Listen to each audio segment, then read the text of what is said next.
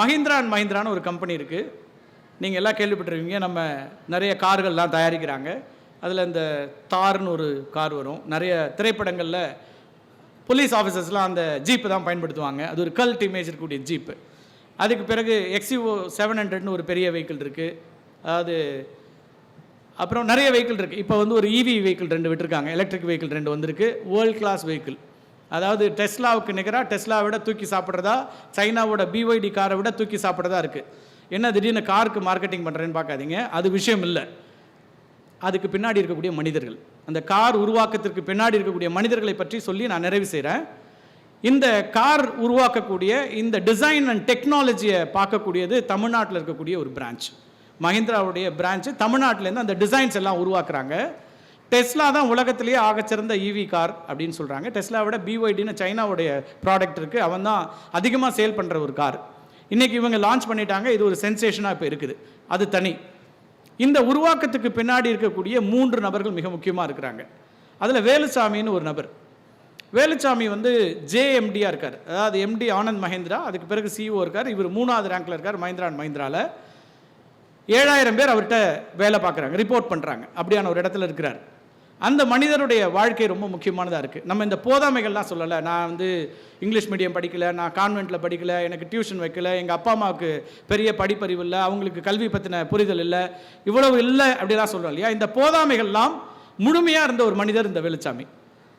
ஆண்டிப்பட்டி புதூர்னு நாமக்கலுக்கு பக்கத்தில் ஒரு சின்ன கிராமம். நாம் திருவள்ளூர்லேருந்து ஆண்டிப்பட்டி புதூரை பற்றி பேசுகிறோம். அதை பேச வச்சவர் வேலுசாமி. அந்த கிராமத்தில் கரன்சி என்ன தெரியாத அம்மா, இந்த காயினை என்ன தெரியாது அவங்களுக்கு. அப்பா 4ஆம் கிளாஸ் படித்தவர். ஒரு குடிசை வீட்டில் தான் அவங்க வாழ்க்கை தொடங்கியது. அங்கே அரசு பள்ளியில் தான் படிக்கிறார் 5ஆம் கிளாஸ் வரைக்கும். அதுக்கு பிறகு உயர்கல்வியும் அரசு பள்ளியில் தான் படிக்கிறார், அதாவது மேல்நிலை வரைக்கும். அதுக்கு பிறகு இயற்பியல் அங்கேயே பரமத்தி வேலூரில் அரசு கல்லூரியில் தான் அங்கே அரசு உதவி பெறக்கூடிய கலைக்கல்லூரியில் இயற்பியல் படிக்கிறார். ஓகே, இது வரைக்கும் ஓகே. நல்ல படிப்பில் ஆர்வமாக இருக்கக்கூடியவர், அறிவாக இருக்கக்கூடியவர். 7ஆம் கிளாஸ் படிக்கும்போது 8ஆம் கிளாஸ் 9ஆம் கிளாஸ்க்குலாம் சயின்ஸ் எடுத்தவர். டீச்சர் இல்லைன்னா அந்த கிளாஸில் போய் எடுக்க சொல்லுவாங்க. அந்த அளவுக்கு அவருக்கு வந்து ஃபிசிக்ஸில் அவர் ரொம்ப ஸ்ட்ராங். இதெல்லாம் தாண்டி அவருக்கு வந்து இதுக்கு மேலேயும் கனவு இருக்குது. அவங்க அப்பாவுக்கு வந்து பையனை எப்படியாவது அங்கே இருக்கக்கூடிய லாரி கம்பெனியில் ஒரு நல்ல வேலைக்கு உட்கார வச்சிடணும், டிகிரி படிச்சுட்டா போதும், நம்ம கூட வச்சுக்கணுங்கிறது தான் அப்பாவுடைய ஆசை. வேலுசாமியோட ஆசை அது இல்லை. அவருக்கு பெரிய கனவு இருந்துச்சு, நிறைய படிச்சுட்டே இருந்தார். அப்போ MITயில் வந்து எக்ஸாம் எழுதுறாரு. MITங்கிறது IITக்கு நிகராக தமிழ்நாட்டில் இருக்கக்கூடிய ஒரு டெக்னிக்கல் இன்ஸ்டிடியூட். MIT குரோம்பேட் தான் டாக்டர் அப்துல் கலாம் படித்த இன்ஸ்டிடியூட். அங்கே வந்து என்ட்ரன்ஸ் டெஸ்ட் எழுத வராரு. என்ட்ரன்ஸ் டெஸ்ட் எழுத வரும்போது அவர் சொன்னார், அவருடைய உரையாடலில் சொன்னார், அவர் எப்படி இருந்தேன் நான் அப்படின்னு சொல்கிறார். தலையில் எண்ணெய் வைக்கிற பழக்கமே கிடையாது. இப்போ நல்ல ஒரு செம்பட்ட தலையோட, கசங்கின சட்டையோட, செருப்பு போட்டுட்டு அந்த கூட்டத்தில் தனியாக தெரிஞ்ச ஒரு நாட்டுப்புறத்தானா நான் இருந்தேன்.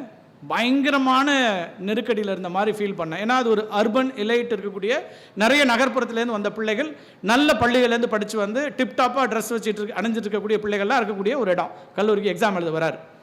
அப்போ அவருடைய சீனியர் சொல்லியிருக்காரு, நீ இதெல்லாம் பார்க்காத, உனக்கு நல்ல அறிவு இருக்குது, நீ கட்டாயமாக எக்ஸாம் எழுதி பாஸ் பண்ணிட முடியும், அப்படியே நேராக ஹாலுக்கு போ, எழுதிட்டு வந்துருனாரு. அதே போல் இவர் கண்ணை மூடிக்கிட்டு யாரையும் பார்க்கல, பார்த்தா நம்ம எங்கே கொஞ்சம் டிப்ரெஷன் ஆகிடுமோ எதையும் பார்க்காம நேராக போனார், எழுதிட்டார், வந்துட்டார்.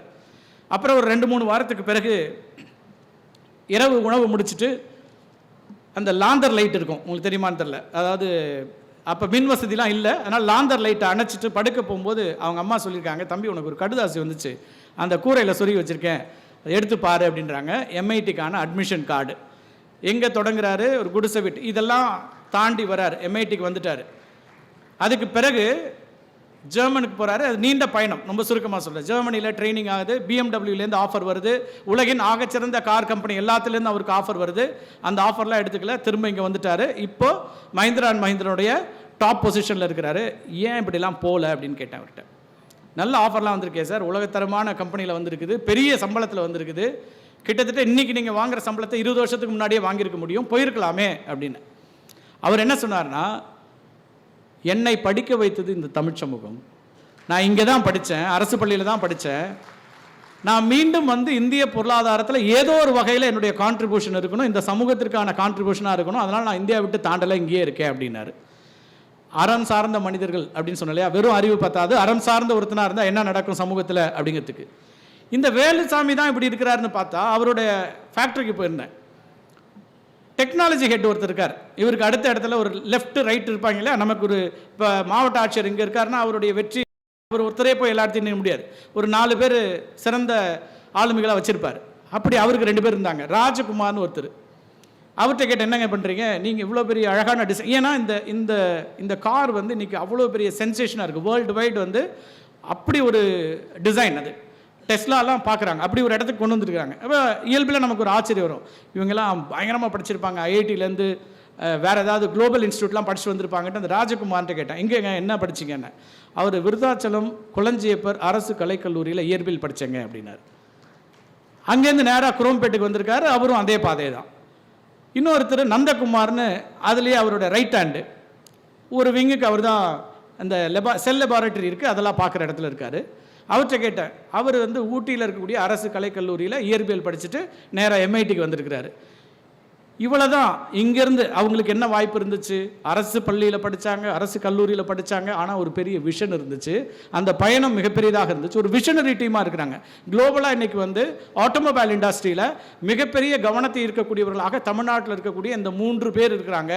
இந்த 3 பேருடைய காரோ அந்த கம்பெனியோ எனக்கு பெருசில்லை, அந்த 3 பேருடைய பயணம் இருக்குல்ல, அந்த மஹிந்திரா காரோட பயணத்தை விட, அந்த நிறுவனத்தினுடைய பயணத்தை விட ஆகச்சிறந்த ஆயிரக்கணக்கான மைல்களை கடந்ததாக அவருடைய வாழ்க்கை பயணம் இருந்திருக்கு. பலருக்கும் பெரிய நம்பிக்கை கொடுக்கக்கூடியவங்களாக இருந்தாங்க.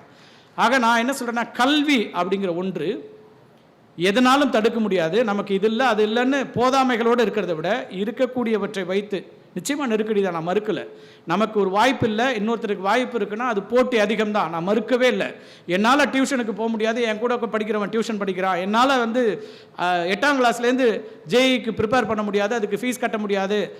ஆமாம், ஆனாலும் அதை கடந்தும் நம்மளால் வெற்றி பெற முடியும். 8ஆம் கிளாஸ்லேருந்து நீட் படிக்கிற அத்தனை பேருக்கும் மெடிசன் கிடைக்கிறதில்ல, 8ஆம் கிளாஸ்லேருந்து ஜேஇ படிக்கக்கூடிய அத்தனை பேருக்கும் ஐஐடியில் இடம் கிடைக்கிறதில்ல.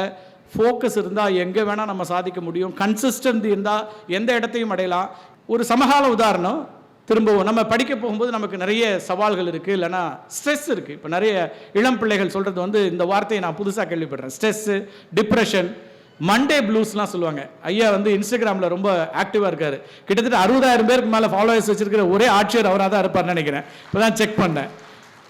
2K கிட்ஸ் எல்லாம் தாண்டி இப்போ ஜென்சி வரைக்கும் இருக்கார் போல இருக்குது. அப்படி திங்கக்கிழமை தொடங்குறதெல்லாம் ஒருத்தருக்கு ப்ரெஷர்னு சொல்கிறாங்க. ஒரு தலைமுறை யோசிச்சு பாருங்கள், எதெல்லாம் ப்ரெஷர். நமக்கு வந்து ஸ்ட்ரெஸ்ஸுன்னு என் தலைமுறையில் நான் கேள்விப்பட்டதில்லை, சொன்னதே இல்லை. அப்படிலாம் சொன்னால் 2 அடியை போட்டு ஸ்கூலுக்கு அனுப்பி விட்டுருப்பாங்க, அப்பாவோ டீச்சரோ. அப்படியெல்லாம் சொல்லிட்டு இருக்க முடியாது. டிப்ரெஷன் அதெல்லாம் சொல்ல முடியாது. இன்றைக்கி எங்கெல்லாம் வருதுன்னா, மொபைல் ஃபோனில் டேட்டா தீர்ந்துருச்சா படபடப்பு வந்துடுது, கையெல்லாம் உதறுது. டிஃபன் ரெடி பண்ணுறதுக்கு 15 நிமிஷம் லேட் ஆகிடுச்சுன்னா டென்ஷன் ஆகிடுறோம். ஒரு எக்ஸாமில் 2 மார்க் குறைஞ்சிச்சுன்னா அவ்வளவு ஸ்ட்ரெஸ்ஸு, 1 மார்க் குறைஞ்சதுக்கு அவ்வளோ ஸ்ட்ரெஸ்ஸு. இதெல்லாம் எங்கே போய் முக்கியம்? ஆனால் பிள்ளைகள் இருக்கக்கூடிய ஸ்ட்ரெஸ்ஸு நான் புரிஞ்சிக்க முடியுது. இன்றைக்கி வந்து வெரி காம்படேட்டிவ் வேர்ல்டு, ரொம்ப எளிதான ஒரு உலகம் அல்ல. ரெட் கார்பெட் போட்டு இந்த உலகம் யாரையும் அழைத்து வந்து உனக்கான இடம் காத்திருக்கிறதுன்னு சொல்லவே சொல்லாது. அப்போ அந்த போட்டிக்கு நம்ம பிள்ளைகள்லாம் தயாராக வேண்டியிருக்கு. ரொம்ப எளிமையாலாம் தயாராகிட முடியாது. ஆனால் இந்த ஸ்ட்ரெஸ்ஸை எப்படி மேனேஜ் பண்ணுறதுங்கிறது ரொம்ப அவசியமாக இருக்குது. இந்த ஸ்போர்ட்ஸில் ஒருத்தரை நம்ம எல்லோரும் கொண்டாடிட்டு இருக்கோம். இப்போ குகேஷ்னு ஒரு பையன் செஸ்ஸில் வேர்ல்டு சாம்பியன். அதுக்கு முன்னாடி பிரஞானந்தா நம்முடைய பெருமைக்குரிய பையனாக இருக்கான். வைஷால் இன்னைக்கு வந்து இன்னொரு பெருமையாக இருக்கிறாங்க, அதெல்லாம் இருக்காங்க. இந்த குகேஷோட உதாரணத்தை எடுத்துக்கலாம். அவனுக்கு வந்து 11ஆம் கிளாஸில் இந்திய அளவில் அவர் வந்து ஒரு பெரிய பட்டம் பெற்றுக்கிறார். அவர் 11 வயசில், 11ஆம் கிளாஸ் இல்லை, 11 வயசில் இருக்கும்போது he one the title at the national level. அப்போ என்ன மாதிரியான செய்தியாளர்கள் அவர்கிட்ட கேட்குறாங்க, உன்னுடைய இலக்கு என்னவா இருக்குது, என்னவாக விரும்புகிற அப்படின்னு. 11 வயசில் இருக்கும்போது என்ன சொல்லுவோம் நாம்? அடுத்ததாக ஏதாவது இன்னொரு அடுத்த கட்ட இலக்கை பற்றி சொல்லுவோம். ஆசிய அளவில் வெற்றி பெறணும் அப்படிலாம் சொல்லுவோம், இல்லை சாம்பியன் ஆகணும்னு கூட சொல்லுவோம், வேர்ல்டு சாம்பியன் ஆகணும்னு கூட சொல்லுவோம். ஆனால் அவன் சொன்ன உலகின் மிக இளவயது சாம்பியனாக மாறணும்னு சொன்னான். வெறும் வேர்ல்டு சாம்பியன் இல்லை, யங்கஸ்ட் வேர்ல்டு சாம்பியன் ஆகணும் அப்படின்னு 11 வயசில் சார் சொன்னார். 17 வயசில் ஆகிட்டார். 17 வயசில் வேர்ல்ட்ஸ் யங்கஸ்ட் சாம்பியன், ரைட்? அது எல்லாருக்கும் தெரிஞ்ச செய்தி. அதுக்குள்ளே நான் யோசித்து பார்க்குறேன், சிங்கப்பூரில் இந்த மேட்ச் நடக்குது. 14 கேம் இருக்கக்கூடிய செஸ் மேட்ச். செஸ் தெரியாதவங்களுக்கு சொல்கிறேன். 14 கேம் இருக்கும். அவரும் அவரோட போட்டியாளரும் விளையாடணும். 14 நாட்கள், ஒரு நாளைக்கு 7 மணி நேரம் அந்த போட்டி. 7 மணி நேரம் வேறு எதை பற்றி சிந்திக்க மாட்டாங்க, முழு கவனமும் அங்கே தான் இருக்கும். நான் சொன்னேன் 3 செகண்ட் உங்களை நான் வந்து இன்றைக்கி இருக்கக்கூடிய 2K கிட்ஸை 3 செகண்ட் என் வீடியோ பார்க்க வச்சுட்டா சக்ஸஸ் அப்படின்னு சொல்கிறேன். 7 மணி நேரம் எந்த கவனச்சிதறலும் இல்லாமல் விளையாடக்கூடிய ஒரு கேம். இப்போ அதுவே ஒரு ஸ்ட்ரெஸ்ஸு. 14 நாள் தொடர்ச்சியாக விளையாடணும். இதுக்கு இடையில் அந்த இலக்கை அடைய போகிறான். உலகின் மிக இளவயது சாம்பியன் அப்படிங்கிற ஒரு இலக்கு இருக்கு இல்லையா, 11 வயசுல வந்த கனவு இருக்கு இல்லையா, அந்த கனவை அடையக்கூடிய தூரத்தில் இந்த பக்கத்தில் வந்தாச்சு, 99% வந்தாச்சு. அவனோட அந்த பயணத்தில் கிட்டத்தட்ட வந்தாச்சு. இப்போ இதை அடைஞ்சிட்டா பெரிய சக்ஸஸ். அப்படிங்கும்போது நமக்கு என்ன இயல்பாக இருக்கும்? ஒரு எக்ஸாம் எழுத போகும்போது நமக்கு என்ன ப்ரெஷர் இருக்குது?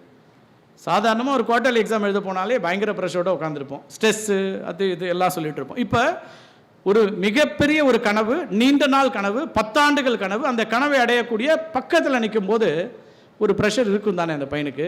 ஆனால் இருந்துதான் தெரியல. அதுதான் வெற்றியாளர்களுக்கான அடையாளம்னு நினைக்கிறேன். முதல் கேமில் தோல்வி, 14 கேம் இருக்கிறதுல முதல் கேமில் தோல்வி. அப்போ என்ன ஆகும் நமக்கு? நேச்சுரலாக அங்கேயே நம்ம அப்படியே அவ்வளோதான்ப்பா முடிஞ்சிருச்சு ஆட்டம் அப்படின்னு ஒரு இடத்துக்கு வருவோம் இல்லையா? அப்படி வரல. அதுக்கு பிறகு தொடர்ச்சியான 14 கேமுக்கு முடித்த பிறகு 7.5 6.5 வெற்றியை பெறுகிறார்.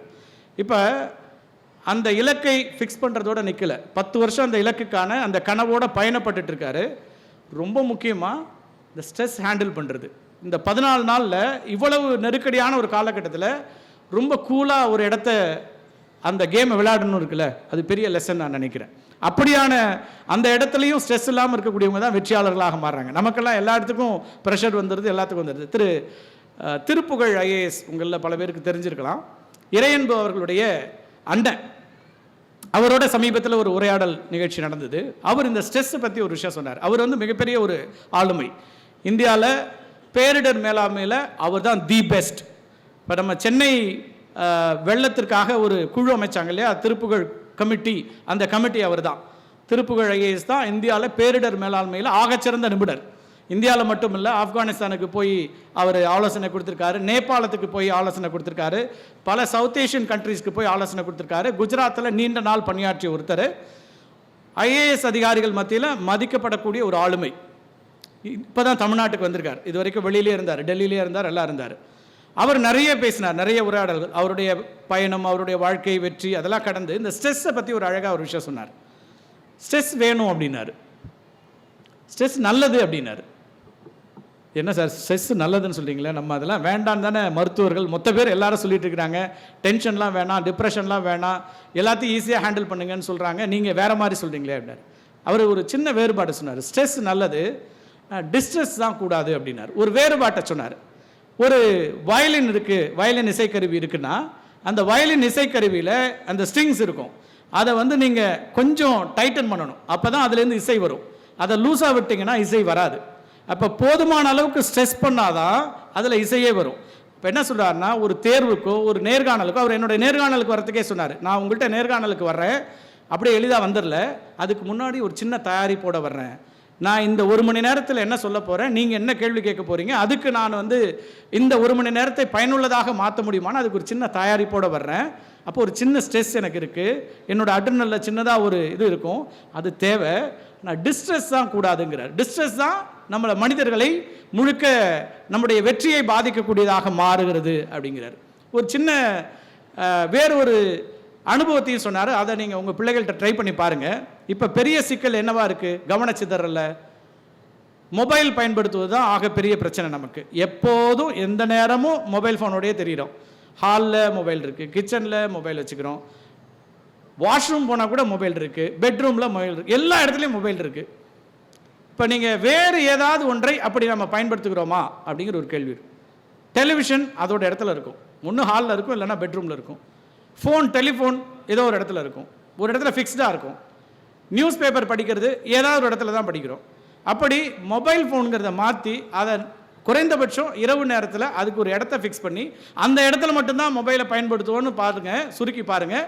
கொஞ்சம் அந்த கவனச்சிதறலை குறைச்சி பார்க்கலான்னு ஒரு அட்வைஸ் கொடுத்தார் அவர், ஒரு சஜஷனாக சொன்னார். ட்ரை பண்ணி பாருங்கள், பிள்ளைகள் வந்து அந்த இடத்தை நோக்கி அடைய முடியும். புத்தகங்கள் விசாலமான ஒரு பார்வையை உண்டாக்கும். நான் தனிப்பட்ட முறையில் என் அனுபவத்தில் சொல்கிறேன். என்னுடைய பள்ளி காலங்களில் பாரதியார் சிறுவர் மன்றம்னு ஒன்று நடத்தினேன். எங்கள் அப்பா ஒரு ஆசிரியராக இருந்தவர், இடைநிலை ஆசிரியராக, இடைநிலை ஒரு பள்ளியில் தலைமை ஆசிரியராக இருந்து 2000 இறந்துட்டாங்க, இப்போ இல்லை. அவர் எனக்கு மாதம் 50 ரூபாய் கொடுப்பார். அப்போ 50 ரூபாய் அப்போ பெரிய பணம். நான் சொல்கிறது 80களுடைய இறுதி அல்லது 85லேருந்து தொடங்கி 1985லேயே நான் எங்கள் வீட்டு திண்ணை தான் அந்த சிறுவர் மன்றத்துக்கான அலுவலகம். ஒரு புத்தக லைப்ரரி வச்சுருந்தோம். தம்பி இப்போ விஜயன் வச்சுருக்காருலே, அந்த மாதிரி ஒரு சின்ன லைப்ரரி வச்சுருந்தோம். அப்போ சிறுவர் இதழ்கள்லாம் வாங்குறதுக்காக அவர் அந்த பணம் கொடுப்பார். அது கோகுலம்னு ஒரு இதழ் வந்துட்டுருக்கும், இப்பவும் வருது. பூந்தளிர், அம்புலி மாமாவில் தொடங்கி கடைசியாக ஒரு அறிவியல் இதழும் வந்துட்டு இருந்துச்சு. தமிழ்நாடு அறிவியல் இயக்கம் நடத்திய அறிவியல் இதழ், துளிர்னு ஒரு அறிவியல் இதழ். அதெல்லாம் இன்னைக்கு கூகுள் இருக்குது, கூகுள் ஆண்டவர் இருக்கார், இன்னைக்கு மெட்டா வரைக்கும் பிள்ளைகளுக்கு எல்லா வாய்ப்புகளும் இருக்குது, உடனே தெரிஞ்சுக்க முடியும். அன்னைக்கு அதெல்லாம் கிடையாது. அப்போ துளிர் மாதிரியான ஒரு பத்திரிகை தான் அறிவியலை எளிமையாக ஒரு 8ஆம் கிளாஸில் படிக்கிற ஒரு மாணவனுக்கு கொண்டு போய் சேர்த்தியது. எங்கள் ஊரில் இருக்க அத்தனை பேருக்கும் அது போய் சேர்ந்தது. அப்போ வாசிப்பு என்ன செய்யும்னு நிறைய தம்பி பேசிட்டார். நான் ரொம்ப சுருக்கமாக அதுலேருந்து வந்துடுறேன். அப்போ அப்படியான ஒரு இடத்துலேருந்து வரக்கூடிய ஒருத்தருக்கு ஒரு கூடுதலான பலம் இருக்குது. நான் சொன்னேன் இல்லையா, அந்த அறிவு அப்படிங்கிறது என்னென்னா கல்வி அறிவாக இருக்கிறது. ஒரு அறிவு எப்படி பெருசாக ஒரு அழகு என்றது, அறிவு தான் அழகு அப்படின்னா,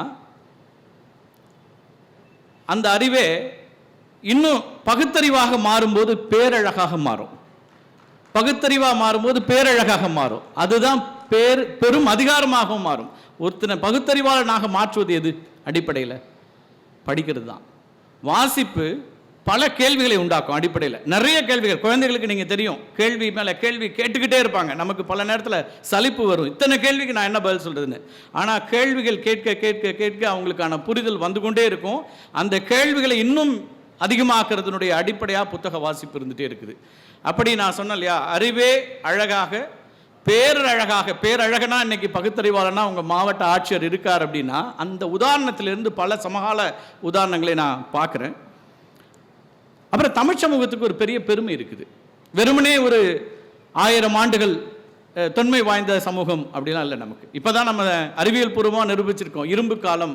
இரும்பு காலத்தோடு தொடர்புபடுத்தி தமிழ்நாட்டினுடைய ஆகச்சிறந்த தொன்மையை 5000 ஆண்டு காலம் அப்படின்னு இன்னைக்கு நம்ம கொண்டு போயிருக்கோம். இன்னும் கூட பல ஆயிரக்கணக்கான ஆண்டுகளுக்கு முந்தையதாக நம்முடைய நாகரிகம் இருக்கும், பண்பாடு இருக்கும், தமிழ் சமூகத்தினுடைய அறிவு வளர்ச்சி இருக்கும். அப்படிங்கிறதெல்லாம் நம்ம இப்போ அறிவியல் பூர்வமாக சொல்லிட்டு இருக்கிறோம். இந்த பொருணை நதி நாகரிகம் இதெல்லாம் 3500 ஆண்டுகள்னு சொன்னுச்சுன்னா, இன்னைக்கு இரும்பு காலம் 5000 ஆண்டுகள் அப்படின்னு கொண்டு போயிடுச்சு. தமிழ் சமூகத்தில் எப்போதுமே அறிவு வளர்ச்சி நிறைந்ததாகவே தமிழ் சமூகம் இருந்திருக்கிறது. இந்திய சமூகத்தில் தமிழ் சமூகம் முன்னோடியாக இருந்திருக்குது நம்ம பெருமையாக சொல்ல முடியும். பல நிலைகளில், கல்வியில், பண்பாட்டில், வணிகத்தில், எல்லாவற்றிலும் நாம் இங்கே வரலாறு படித்த அத்தனை பேருக்கு தெரியும் தமிழ் சமூகத்தினுடைய தொன்மை, தமிழ் மொழியினுடைய தொன்மை என்ன அப்படிங்கிறதுலேருந்து தொடங்கி பல விஷயங்கள் தெரியும். சங்க இலக்கிய காலத்தை பற்றி பேசும்போது கிட்டத்தட்ட 2400 2600 ஆண்டுகள் அப்படின்னு பார்த்தோம்னா 473 புலவர்கள் இருந்திருக்கிறாங்க அந்த காலகட்டத்தில். புலவர்கள்னா உடனே அப்படி எளிமையாக புலவர்கள் ஆகிட முடியாதுல்ல. ஒரு தமிழில் இலக்கியத்தில் அல்லது கவிதையில் புலமை பெற்ற ஒருவர் அப்படின்னா ஆகச்சிறந்த ஆளுமையாக இருந்திருக்கணும். ஒரு மொழியில் ஆகச்சிறந்த இடத்தை அடைந்த ஒருவர் அல்லது அந்த கல்வியில் ஆகச்சிறந்த இடத்தை அடைந்த ஒருத்தர் தான் புலமை பெற்ற ஒருவராக இருக்க முடியும். அப்படி இருக்கக்கூடியதில் 41 பேர் பெண்பார் புலவர்கள். அதுலேயும் நம்ம தமிழறிஞர்கள்ட்ட கொஞ்சம் குழப்பம் இருக்குது. உவேசா 41 பெண்பார் புலவர்கள்னு சொல்கிறாரு. ஔவை நடராஜன் 41ன்றாங்க, வேறு சிலர் 30ன்றாங்க. நம்ம 27லேருந்து 41 பேர் வச்சுக்கலாம், எவ்வளோ பேர் வேணா இருக்கலாம். நம்ம எல்லாருக்கும் தெரிஞ்ச ஔவை பாட்டியில் தொடங்கி 41 பெண்பார் புலவர்கள் இருக்கிறாங்க. புலவர்கள் அப்படின்னா ஆகச்சிறந்த புலமை பெற்றவர்கள், கல்வியில் ஆகச்சிறந்தவர்கள், மிக உயர்ந்த இடத்தை அடைந்தவர்கள். எப்போ? 2600 ஆண்டுகளுக்கு முன்னாடி தமிழ் சமூகத்தினுடைய ஆகச்சிறந்த ஆளுமையாக ஔவை பாட்டியில் தொடங்கி 41 பெண்பார் புலவர்களும் ஒட்டுமொத்தமாக 473 புலவர்களும் இருந்திருக்காங்கன்னு இலக்கிய சான்றுகள் இருக்கு. சும்மா பேசல, இலக்கிய சான்றுகள் இருக்கு. அவங்களுடைய இலக்கியங்கள் இன்னைக்கும் நம்ம படிச்சுட்டு இருக்கிறோம். அப்ப அங்க தொடங்கியது. இன்னைக்கு நம்ம திரும்ப 2025 என்ன பேசுறோம்னா, முதல் தலைமுறை பட்டதாரியாக இப்பதான் காலேஜுக்கு நான் வரேன் அப்படின்னு சொல்லக்கூடிய ஒரு பெரும் கூட்டத்தை பார்க்கிறேன். அதுக்கு முன்னாடி என்னுடைய அப்பாவுக்கோ அம்மாவோ ஸ்கூலில் முடிச்சிருக்கிறாங்க, 12ஆம் கிளாஸ் படித்தாங்க, இல்லை ஓல்டு SSLC படித்தாங்க. அதான் நம்ம நிலைமை. அதுக்கு முன்னாடி தாத்தாவோ பாட்டியோ என்ன பண்ணாங்கன்னா கையெழுத்து போட தெரியும், இல்லைன்னா கை நாட்டு தான். இதான நிலைமையா இருக்கப்ப இதான் ரியாலிட்டி. பல பேர் குடும்பங்களில் இங்கே இருக்கக்கூடிய அத்தனை பேருமே 99% அப்படியான ஒரு குடும்ப பின்னணியிலிருந்து தான் நாம் வருகிறோம். ஊரக பகுதியிலேருந்து, எளிய பின்னணியிலிருந்து. இன்னும் சொல்லப்போனால் பொருளாதார ரீதியாக நல்லா இருந்திருந்தா கூட கல்வி என்பது இவ்வளோதான் இருந்திருக்கும். பள்ளி கல்வியை தாண்டி இருக்க மாட்டோம். 5ஆம் கிளாஸ் படித்தா பெரிய படிப்பு ஒரு காலத்தில், பள்ளி கல்வியை தாண்டிட்டா பெரிய படிப்பு. எங்கள் தாத்தா சொல்லுவார், என் சித்தப்பா பற்றி பெருமையாக சொல்லுவார், என் பையன் ஃபர்ஸ்ட் கிளாஸில் பாஸ் பண்ணியிருக்கான்னு. இன்னைக்கு 60 மதிப்பெண்லாம் மதிக்காங்களா? 99% எடுத்தாலே மதிப்பு இல்லைங்கிற இடத்துக்கு போயிட்டாங்க. பிள்ளைங்க அவ்வளோ படிக்கிறாங்க, நல்ல காம்படிஷன் இருக்குது, அது தனி. அப்படி இருந்த இடத்துல இருந்து நம்ம 2600 ஆண்டுகளுக்கு பின்னாடி வந்து என்ன பேசுகிறோன்னா, முதல் தலைமுறையாக கல்லூரிக்கு வரோம். இப்போ இடையில என்ன நடந்திருக்குங்கிற ஒரு கேள்வி இருக்குல்ல. தமிழ் சமூகம் ஆகச்சிறந்த சமூகமாக இருந்தது, கல்வியில் மேலோங்கிய சமூகமாக இருந்தது, எல்லோருக்கும் ஆலோசனை சொல்லக்கூடிய இடத்துல இருந்திருக்கிறாங்க. அதுக்கு பிறகு சோழர்கள் காலத்தில், பாண்டியர்கள் காலத்தில் நம்முடைய வர்த்தகம் உலகம் தழுவிதாக இருந்திருக்குது, எல்லாத்தையும் படிக்கிறோம். இப்போ இடையில திரும்ப வந்து 2025 வந்து என்ன பேசுகிறோன்னா, உயர்கல்விக்கு வருவதற்கு இன்னும் 50% வரல. 50% மாணவர்கள் நான் முதல் தலைமுறைன்னு சொல்கிறாங்கன்னா, அப்போ எஞ்சி இருக்கவர்கள் என்ன ஆறாங்க அப்படிங்கிற ஒரு கேள்வி இருக்குது. இப்போ தான் பள்ளி படிப்பை தாண்டக்கூடியவர்கள் 2 தலைமுறையாக இருக்காங்க, 2000க்கு பிறகு, 90களுக்கு பிறகு, 80களுக்கு பிறகுன்னு. இடையில ஒரு பெரிய பண்பாட்டு போர் நடந்திருக்கிறது. அந்த போரின் மூலமாக நம்முடைய கல்வி உரிமை பறிக்கப்பட்டிருக்கிறது. அதான உண்மை, நம்மகிட்ட இருந்த உரிமை பறிக்கப்பட்டிருக்கிறது. அந்த உரிமையை எல்லோருக்குமாக மாற்றுவது அப்படிங்கிறது தான் விஜயன் குறிப்பிட்ட அந்த இடஒதுக்கீடு. எல்லோருக்குமான உரிமையை இடஒதுக்கீட்டின் மூலமாக உருவாக்க வேண்டும். அதுக்கு பல்வேறு திட்டங்களை எல்லாம் உருவாக்குறோம். இன்னைக்கு நமக்கு இருக்கிற பிரச்சனை என்னன்னா, இடஒதுக்கீடு என்பதை சலுகைன்னு பார்க்கக்கூடியவர்களாக நாமே மாறி இருக்கிறோம். இல்லை, அதை தான் நான் சுட்டி காட்டுறேன். அது நம்முடைய உரிமையாக இருந்திருக்கிறது. நமக்கு மறுக்கப்பட்ட கல்வி, நம்மிடமிருந்து பறிக்கப்பட்ட கல்வி நாம் நமக்கானதாக மாற்றுவதற்கான உரிமையாக இருக்கிறது. இன்னைக்கு 69% இடஒதுக்கீடு தமிழ்நாட்டில் இருக்கிறதுனால தான் இன்னைக்கு நாம் அந்த இடத்தை அடைந்திருக்கிறோம். அது ஒரு விரிவாக பேச வேண்டிய ஒரு இன்னொரு தளம், அது கூட நம்ம அப்புறம் பேசலாம். அப்போ பறிக்கப்பட்ட உரிமையாக இருக்கக்கூடிய கல்வியை நாம் பெற வேண்டியது ரொம்ப ரொம்ப அவசியமாக இருக்குது. இந்த கல்வி என்ன மாற்றத்தை உண்டாக்குங்கிறதுக்கு தான் நான் சில சமகால உதாரணங்களை உங்களுக்கு கொடுக்க போகிறேன். ஒரு கல்வி என்ன செய்யும், ஒரு எஜுகேஷன் என்ன பண்ணும், ஒரு குடும்பத்தில் அது என்ன மாற்றத்தை உண்டாக்கும், ஒரு ஊரில் என்ன மாற்றத்தை உண்டாக்கும் அப்படிங்கிறது தான் சில சமகால உதாரணங்கள் இருக்குது. விஜயன் சொன்னார்ல, வேற எங்கெல்லாம் தேடாதீங்க, பக்கத்திலே இருக்கிறாங்க, நிறைய பேர் இருக்கிறாங்க.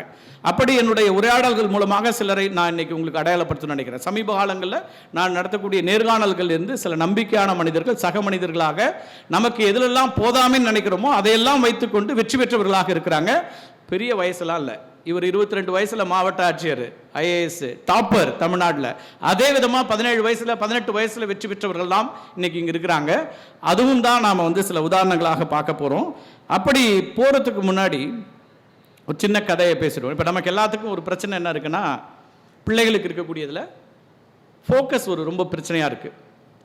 அதுவும் இன்ஸ்டா உலகத்துக்கு வந்த பிறகு, டிஜிட்டல் உலகத்துக்கு வந்த பிறகு, மொபைல் உலகத்துக்கு வந்த பிறகு நம்மளுடைய அதிகபட்சமாக எங்களுக்கு இருக்கிற பெரிய சேலஞ்ச் என்ன தெரியுமா, அவருக்கோ எனக்கோ, ஒருத்தரை 3 செகண்டுக்கு மேலே பார்க்க வச்சுட்டோம்னா அது பெரிய சக்ஸஸ்ன்னு இருக்குது. இன்றைக்கி இன்ஸ்டாவில் 3 செகண்டுக்கு மேலே, யூடியூப்பில் 3 செகண்டுக்கு மேலே ஒருத்தரை ஒரு செய்தியை பார்க்க வைப்பது என்பது தான் இன்றைக்கி பெரிய சேலஞ்சாக இருக்குது. செய்தி ஊடகங்களுக்கு மட்டும் இல்லை, எல்லா ஊடகங்களுக்கும், காட்சி ஊடகங்கள், டிஜிட்டல் ஊடகங்கள் அப்படின்னு. அவ்வளவு தூரம் வந்து ஒரு இன்னும் ரொம்ப டிஸ்ட்ராக்ஷன் இருக்குது, நம்ம கவனச்சிதறல் ஏகப்பட்டதாக இருக்குது. இப்போ அதை திரும்ப ஒருமுகப்படுத்துறதுக்கும் வாசிப்பு தான் ரொம்ப முக்கியமாக இருக்குது. புத்தகத்தை கையில் எடுத்தால் 20 நிமிஷம் 30 நிமிஷம் வாசித்தா கூட அந்த நேரத்தில் நமக்கு வந்து குறைந்தபட்சமாக ஒரு ஒருங்கிணைப்பு வருது. அறம் சார்ந்த ஒரு கல்வி அப்படின்னு பேசினார். அறம் ரொம்ப முக்கியம் அப்படின்னு நம்ம நிறைய பேசிகிட்டே இருப்போம், விஜயனும் நானும். அறம் சார்ந்த ஒன்று வரும்போது அது பொதுவாக மாறுகிறது. ஒரு கல்வி நமக்கானதாக இருக்கும், நம்முடைய முன்னேற்றத்துக்காக இருக்கும், நம்முடைய குடும்பத்திற்கான முன்னேற்றமாக இருக்கலாம், நம்முடைய உறவினர்களுக்கான முன்னேற்றமாக மட்டும் இருந்தால் பத்தாது. அது எந்த சமூகத்திலிருந்து நாம் வந்தோமோ அந்த சமூகத்திற்கு திருப்பி கொடுக்கக்கூடியதாக இருக்கிறது என்றால் அந்த கல்வி அறம் சார்ந்த கல்வியாக மாறும், அந்த அதிகாரம் அறம் சார்ந்த அதிகாரமாக மாறும். அப்படி தான் மாவட்ட ஆட்சியராக வரக்கூடியவர்களுக்கு இருக்கக்கூடிய மிகப்பெரிய அதிகாரத்தை நான் உங்களுக்கு சொன்னேன். அவர் நினைத்தால் ஒருவருடைய வாழ்க்கையை அன்னைக்கு மாற்ற முடியும். அந்த பச்சைக்குடைய மரியாதைங்கிறது, அதிகாரம் என்பதும் ஒரே நாளில் ஒருத்தருடைய வாழ்க்கையை மாற்றிட முடியும். ஒருத்தருக்கான ஓய்வூதியத்தை கொடுக்க முடியும், ஒருத்தருக்கான வீட்டை கொடுக்க முடியும், அதிலிருந்து பல உரிமைகளை கொடுக்க முடியும். அவ்வளவு அதிகாரம் பொருந்த இடம் என்பது கல்வியின் மூலமாக மட்டுமே சாத்தியப்படும். பெரும் பணக்காரர்களாக இருந்தால் சாத்தியப்படுறதுக்கான எந்த வாய்ப்பும் இல்லை. நீங்கள் சொல்லலாம், எலெக்ஷனில் நின்று ஜெயிச்சு வரலாமே, படிக்காமலே வரலாமே, வரலாம். 5 வருஷத்துக்கு மேலே என்ன பண்ணுவீங்க? ஆனால் வாழ்நாள் முழுக்க அதிகாரத்தில் இருக்கக்கூடியது கல்வி ஒன்று தான். கல்வியை எங்கேயும் பறிக்க முடியாது. நீங்கள் தேர்தலில் நின்று 8ஆம் கிளாஸில் கூட வரலாம், நான் அதை குறைச்சி மதிப்பிடல. 8ஆம் கிளாஸில் வந்தவங்களுக்கெல்லாம் அறிவு குறைவுன்னு நான் சொல்ல வரல. அங்கிருந்து வந்தவர்கள்லாம் பெரிய அளவுக்கான பயனை கொடுத்துருக்கிறார்கள், இந்த சமூகத்திற்கு பெரிய பயனை கொடுத்துருக்கார்கள். அது எப்படி நடந்துச்சு அப்படிங்கிற கேள்வி வந்தால், அவங்க படித்தது பாட புத்தகங்கள் 8ஆம் வரைக்கும் இருக்கலாம். அதுக்கு பிறகு இங்கே பக்கத்தில் இருக்கு இல்லையா, இந்த புத்தக காட்சிகளுக்கு போய் புத்தகங்கள் மூலமாக அவர்கள் பெற்ற அறிவு, அப்போ புத்தக காட்சிகள் இல்லை, ஆனால் புத்தகங்கள் மூலமாக அவங்க பெற்ற அறிவு தான் அவர்களை இந்த இடத்திற்கு மாற்றியது. இன்னைக்கு தமிழ்நாட்டினுடைய கல்வி தரத்தை, கல்வியில் நாம் பெற்றிருக்கக்கூடிய உயரங்களை, தனி மனிதர்கள் பெற்றிருக்கக்கூடிய உயரங்களை எல்லாவற்றையும் சாத்தியமாக்கியது அந்த கல்வி அப்படிங்கிற ஒன்று தான் அப்படிங்கிறத நம்ம ரொம்ப முக்கியமாக இருக்குது. இப்போ கல்வி நான் சொன்னலையே, அது அழகு மட்டுமல்ல, அதிகாரம் மட்டுமல்ல, சுயமரியாதையை கொடுப்பது. சமூகத்தில் மிகப்பெரிய அந்தஸ்தோடு எந்த சமூகத்தில் நிராகரிக்கப்பட்டமோ, எந்த சமூகத்தில் அவமானத்துக்கு உள்ளாக்கப்பட்டோமோ, எந்த சமூகத்தில் கூனி குறுகிய நடக்க வேண்டிய ஒரு இடத்திற்கு தள்ளப்பட்டோமோ, அந்த இடத்துலலாம் உயர்ந்து நடப்பதற்கான ஒரு மிகப்பெரிய ஆயுதமாக கல்வி இருக்கிறது. அதுதான் அழகு, அதுதான் அதிகாரம், அதுதான் பேரழகு. பகுத்தறிவோடும் இருந்தோன்னா, பகுத்தறிவு வேற ஒன்றுமே இல்லை, சக மனிதனை நேசிக்கிறது தான்.